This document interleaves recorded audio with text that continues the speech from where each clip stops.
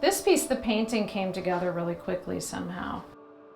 There's so many different stages of it. I'll spend about a week usually building a piece.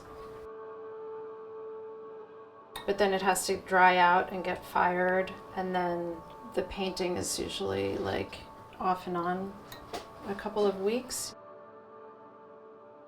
The imagery is very dreamlike. I do think it comes from a subconscious place a lot. There are intentional metaphors and symbols that I find myself repeating. I think every piece is essentially about conflict, this sort of pushing and pulling of figures.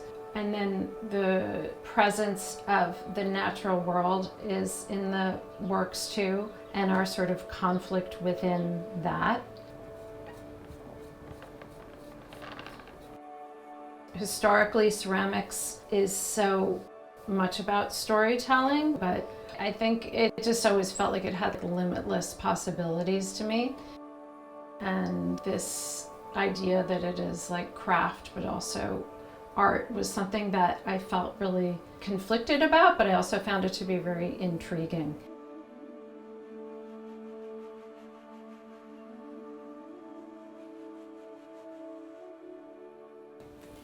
I'm working on a new body of work that will be at Frieze London.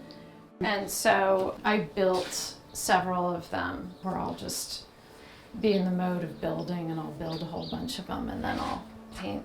But I'm still building as I'm painting too, so.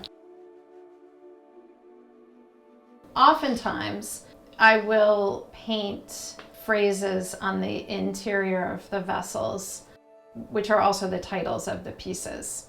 And it becomes that sort of obvious interplay of the interior versus the exterior of emotions and people and dreams. I suppose I'm just looking for the viewer to maybe connect with some idea that's within those phrases. They're sometimes about like a moment in time that could change for somebody, or a more monumental sort of epiphany that maybe somebody might have that might create a shift for them.